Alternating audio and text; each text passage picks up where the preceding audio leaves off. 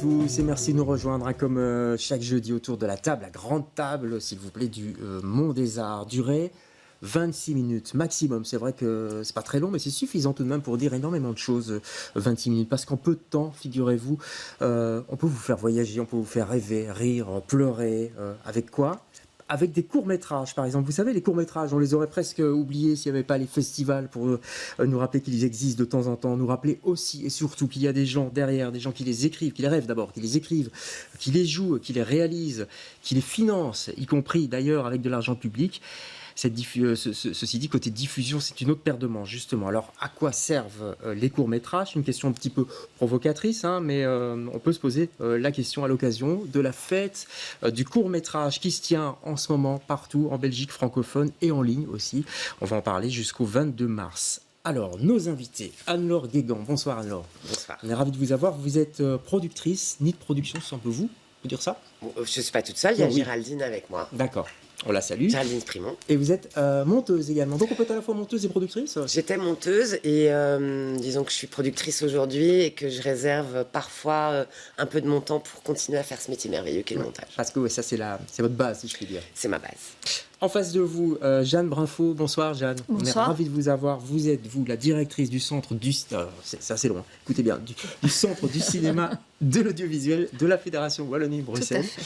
Et donc vous êtes un petit peu à l'initiative, en tout cas avec vos collègues. Tout à fait à l'initiative de cette Ouais. fête. Tout à fait. On va en parler aussi. Céline Massé est avec nous. Céline, on vous connaît, je vous connais, on vous reçoit souvent pour parler des courts-métrages justement, puisque vous êtes une des chevues ouvrières avec Pascal Ologne du Brussels Short Film Festival. Enfin, c'est tout à fait ça. Hein. J'ai pas raté. Non, c'est parfait. Et on dit aussi BSFF. Ceci dit, avec tous ces noms de festivals, on s'y perd parfois, je trouve. Vous trouvez pas ? C'est possible. On peut dire Festival du court-métrage de Bruxelles aussi. Ouais, hein, comme ça. disons-le comme ça, Ouais. en français. En face de vous, Delphine Renard. Bonsoir Delphine. Vous êtes cinéaste, vous êtes fondatrice de l'atelier Zorro Babel, qui est situé à Forêt. Qu'est-ce que vous avez sorti récemment de Zorro Babel ? Alors, il y a 2 courts-métrages justement d'animation qui viennent de sortir et qui ont gagné respectivement tous les 2 des prix dans le palmarès de tête de Anima au national. Qui vient de se terminer, Qui vient de se terminer, et c'est Caline de Margot Remond et Les Liaisons Foireuses de Violette Delvoye et Chloé Allier. D'accord, les liaisons foireuses, ça fait penser à autre chose, effectivement. Les parrains de cette édition, ce sont Vincent Patard et Stéphane Aubier. Quel parrain, tout de même. Il se trouve qu'il y a un film, c'est pas vraiment un long métrage, c'est 3 courts métrages qui ont été rassemblés. Compilation, je ne sais pas quel est le terme exact, mais donc l'idée c'était de les avoir comme parrains en même temps qu'ils ont cette sortie de 3 histoires de fameux cow-boys et indiens. Allez, on regarde le lancement et puis on parle des courts métrages juste après.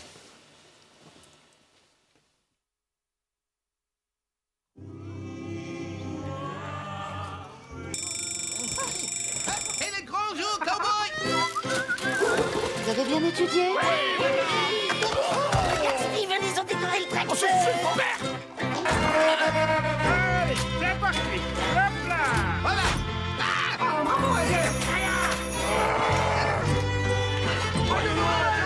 Bravo, de la trouille. Allez, venez.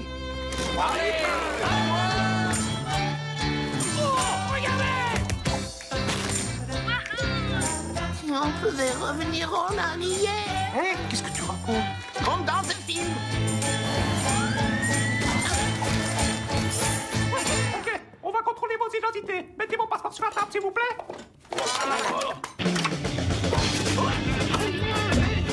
Chef, la foudre ma tête. C'est nous, hein? La voilà, ma bûche. Oh, c'est ma bûche, c'est ma bûche. On a qu'à acheter des tickets sur le site. Désolé, et en plus de tickets, à l'année prochaine.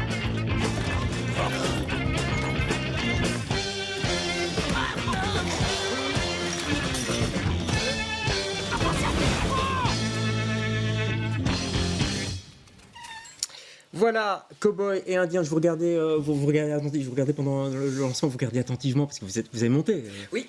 Oui. Ça fait quoi de revoir comme ça des Toujours images le même montées? plaisir. Enfin, moi, je trouve que c'est inaltérable.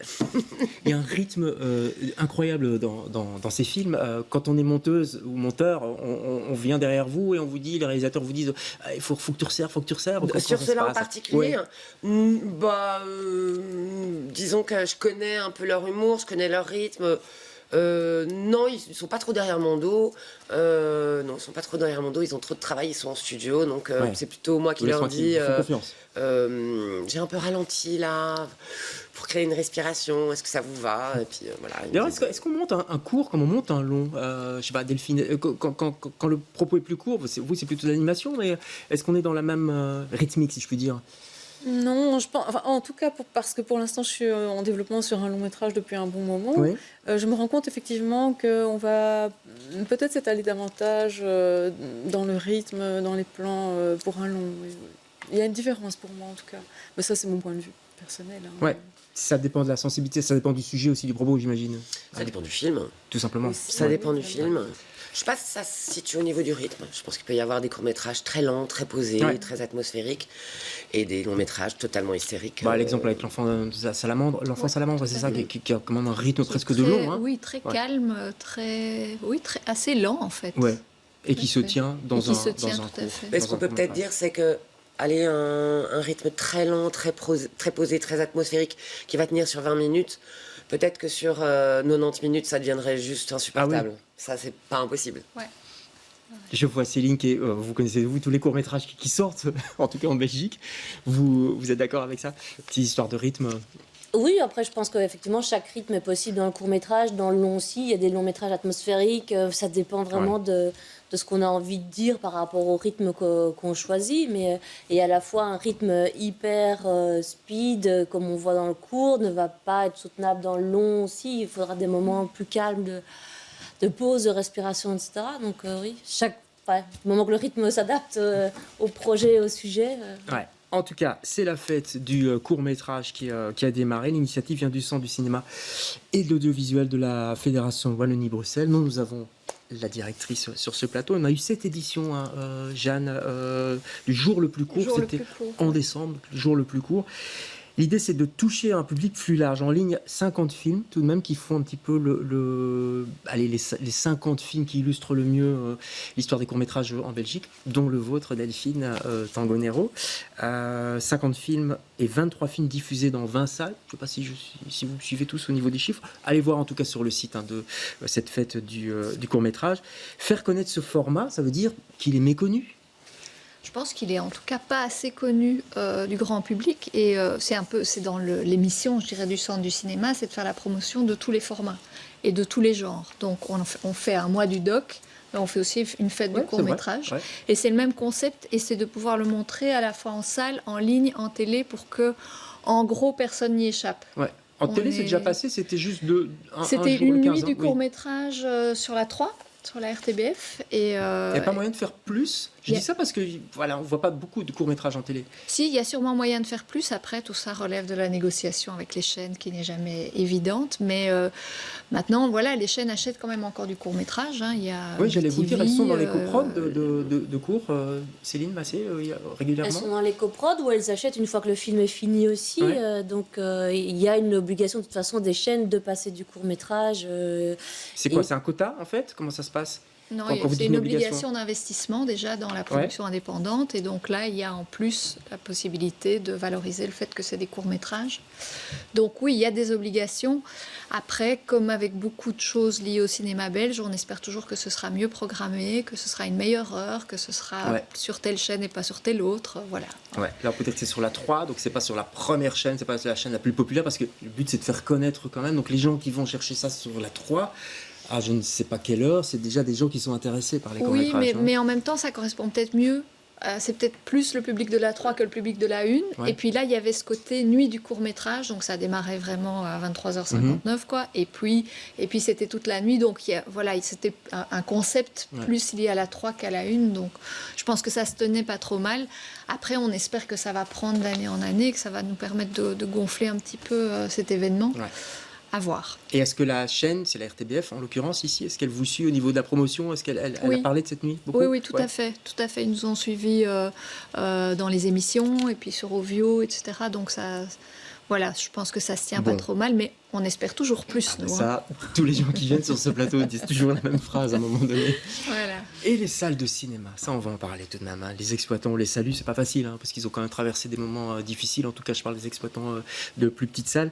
Mais tout de même, est-ce que c'est si compliqué que ça de programmer des courts-métrages? Moi, quand j'étais petit, on allait voir avant le grand film, il y avait le petit film, je sais pas qui... Enfin, je veux pas être désagréable, mais moi, voilà. Non, moi, j'ai par pas rapport connu. aux âges, donc voilà, c'est ça. Enfin, moi, j'ai connu, j'assume. Mais c'est plus possible aujourd'hui, je sais pas, Anne-Laure. Non.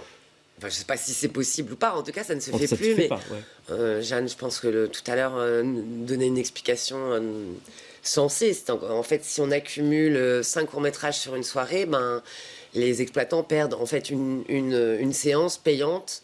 Et que c'est déjà compliqué d'être exploitant aujourd'hui. Voilà, c'est une histoire d'habitude. Par exemple, quand on va au concert, on sait qu'on paye aussi pour la première partie. Et puis voilà, c'est comme ça. Ça ne se discute pas, mais voilà, en parce que cinéma... quand on fait un court-métrage, c'est comme un long, c'est quand même pour qu'il soit vu sur grand écran, je sais pas, Delphine, quand vous travaillez sur bien le entendu, Ouais. et c'est pour ça que, heureusement que les festivals sont là pour pouvoir en profiter en grand. Maintenant, il y a quand même un grand changement au niveau de la diffusion des films en général, puisqu'il y a quand même les plateformes, etc. Je pense qu'on est quand même dans un monde en mutation, même si c'est le début, mais on va tendre vers quelque chose de différent, j'ai l'impression. Les gens sont au courant qu'il y a des plateformes, enfin le grand public? Les jeunes consomment des capsules sur Instagram, enfin il y a toutes sortes qui circulent. Arte diffuse beaucoup, enfin voilà, il y a quand même des choses nouvelles qui émergent, et ça, moi, ça me donne de l'espoir. Ouais. En tout cas. Et on sent en tout cas que les cinéastes ont besoin de grand écran, parce que j'imagine que vous recevez plein de demandes pour votre festival. Tout le monde veut y aller quand même, non, quand on a fait un cours? Ah oui, on a reçu 4000 films plus ou moins. 4000 films. Après, c'était du monde entier, forcément. Ouais. Et donc, tout le monde a envie de montrer son film sur grand écran. C'est quand même le but, finalement, c'est de vivre l'émotion en salle et de voir les résultats. Et il est pensé pour être vu en salle au niveau du son, au niveau de l'image. Donc... effectivement, il y a une attente des réalisateurs et même de toute l'équipe du film quand le film est projeté en salle qui est géniale. Parce que s'il n'y a pas de festival, Jeanne, on fait quoi avec les courts-métrages? C'est une bonne question. C'est une bonne question parce que les plateformes, ça ne va pas tout résoudre. Parce que d'abord, en termes de revenus pour les créateurs, c'est quand même... oui, il faut quand même retrouver ses billes. Voilà, donc voilà, moi je pense que c'est aussi un petit peu la logique que nous on a quand on soutient donc la sortie des courts-métrages en festival est en fait valorisée chez nous au Centre du cinéma par une prime. Donc si le film circule beaucoup en festival, les créateurs ont droit à une prime. Donc le producteur et l'auteur ont droit à de l'argent supplémentaire qui peut être utilisé soit pour apurer des dettes entre guillemets sur le court-métrage en question, soit pour financer une partie du suivant. Et donc, pour nous, c'est devenu une nécessité de pouvoir octroyer cet argent-là pour au moins, je dirais, rémunérer aussi la chaîne de création, parce que sinon, en effet, c'est pas souvent en allant dans quelques festivals, etc., qu'on s'y retrouve. Est-ce qu'il y a beaucoup de bénévolat dans le milieu du court-métrage, Delphine, par exemple? Oui, certainement, et en tout cas en animation davantage, puisque comme c'est 24 images par seconde, voire 12, on peut imaginer les heures de boulot que ça représente, et il y a donc toute une partie de la réalisation qui se fait sans être payée, quoi. Là, le développement, en tout cas, oui, bien sûr. Vous confirmez, Anne-Laure?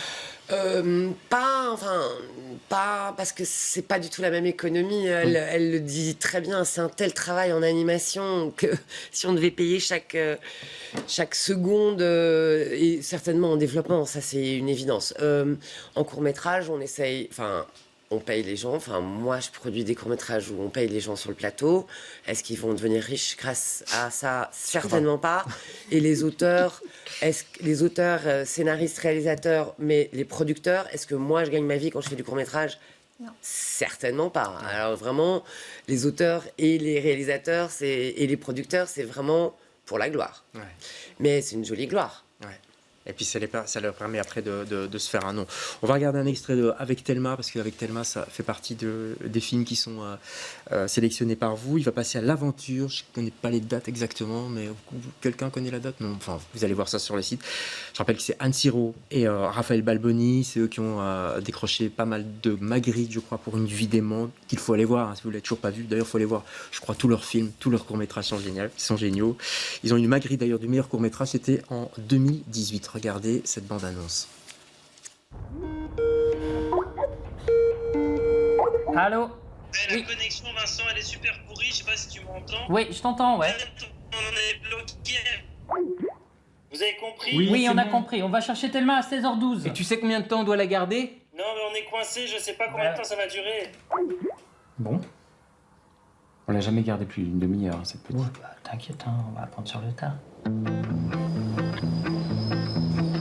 If you try to be an icon, then the icon becomes you. If you try to be a model, it'll catwalk over you. If you try to walk in the street, then the shoes will bend you too. On peut rire et être enrhumé, mais voilà, c'était de bonne humeur, voilà, tu vois. You know it's true. La ludothèque, c'est toi? Ouais. When there is no one left, Avec le nez.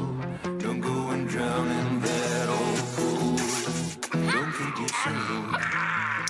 Voilà, Avec Thelma, allez voir les courts-métrages. Il y a plein de variétés, c'est assez incroyable ce qui se passe notamment chez nous en Belgique. Je crois qu'on peut en être fier. Est-ce que c'est rentable pour un producteur de produire du court-métrage? Parce que pour un long, la production elle se construit en fonction de l'obtention d'un distributeur et donc d'une promesse d'achat et de vente. Là, vous ne l'avez pas. Non, c'est pas du tout rentable. C'est pas du tout le but, c'est pas de gagner de l'argent. Donc ça, vous perdez de absolument... l'argent en tant que productrice? Non. Oui, si on considère que mon temps c'est de l'argent, oui. Mais voilà, à part ça, non, on essaie d'être dans une économie saine. De toute façon, moi j'ai une société qui est... Ni de production. Hein. Oui, qui est trop petite. Je peux pas me permettre de perdre de l'argent, sinon je ferme boutique. Ouais. Donc on essaye d'être à l'économie. Disons que moi, ce qui m'inquiète le plus quand je reçois de l'argent pour fabriquer un film, c'est de le mettre au bon endroit, c'est-à-dire de décider avec le réalisateur à quel endroit on met l'argent. Et puis il y a des bons et des mauvais endroits. Voilà, mais non, c'est vraiment clairement, on gagne pas notre vie. En même temps, vous risquez moins aussi. Peut-être qu'on risque plus avec un long parce qu'on met plus d'argent. Bien sûr, on risque beaucoup plus avec un long. Mais la question, elle n'est pas tellement là. Enfin, moi, en tout cas, je la situe pas là. C'est plutôt essayer de réfléchir intelligemment à produire un objet qui va avoir de la gueule, excusez-moi de l'expression, dont on va pouvoir être fier. Voilà, que tout le monde, tous les gens qui ont bossé dessus, voilà, qu'on se dise, on a vraiment donné ce qu'on avait de plus beau, c'est beau, on en est fier, on veut que ce soit vu dans des festivals du monde entier, on veut qu'ils reçoivent des prix, on veut que les comédiens puissent le montrer. C'est bien de rappeler ça. C'est bien de rappeler que c'est un objet artistique d'abord. C'est un objet artistique dont on doit être fier. Mais c'est bien que un producteur ou une productrice dise ça aussi. Du côté des cinéastes, c'est l'état d'esprit aussi. On va voir, pendant que vous en parlez, quelques images de Tango Nero. C'est ça? Oui, Tango Nero. Si tu as mais oui, certainement. C'est comme des objets précieux qu'on range dans des petits coffres comme ça. Et même en tant que productrice, je peux dire la même chose, puisque à Zorobabel, on produit beaucoup de premiers films aussi. Et donc, on est face à des réalisateurs qui ont vraiment beaucoup d'envie, beaucoup d'espoir, qui sortent de l'école. Et moi, je suis passionnée par le fait d'arriver à les aider à réaliser leurs films et à ce qu'au final, il y a quelque chose qui est là et qu'on peut partager et qu'on peut partager encore longtemps. La preuve, c'est que Tango Nero, il date de 2005. Ouais, et ça continue à tourner. Voilà. Et on peut le voir, je rappelle, si vous voulez le voir en entier, c'est sur la plateforme... Enfin, pas la plateforme, mais sur le site, dont on parle, la Fête du Cours. Oui, merci. Alors, c'est vrai que c'est moins cher qu'un long métrage, forcément. On comprend facilement pourquoi. Donc, on obtient peut-être plus facilement aussi des subventions. Je ne sais pas comment ça se passe au niveau de l'aide publique. Il y a un plafond, je crois. J'ai lu 45 000 € avant le début des prises de vue, c'est bien ça? Oui, c'est ça. Et 50 000 pour de l'animation. Ouais, c'est un peu plus cher en animation. On a compris pourquoi. Oui, enfin, ça ne comble pas tout à fait la différence de coût, mais bon, voilà. On a une enveloppe de... Pourquoi cette enveloppe? Mais parce qu'on a une enveloppe qui est limitée. Donc pour le court-métrage, on a une enveloppe d'1 million par an. On a à peu près 150 projets déposés par an et on en garde une trentaine.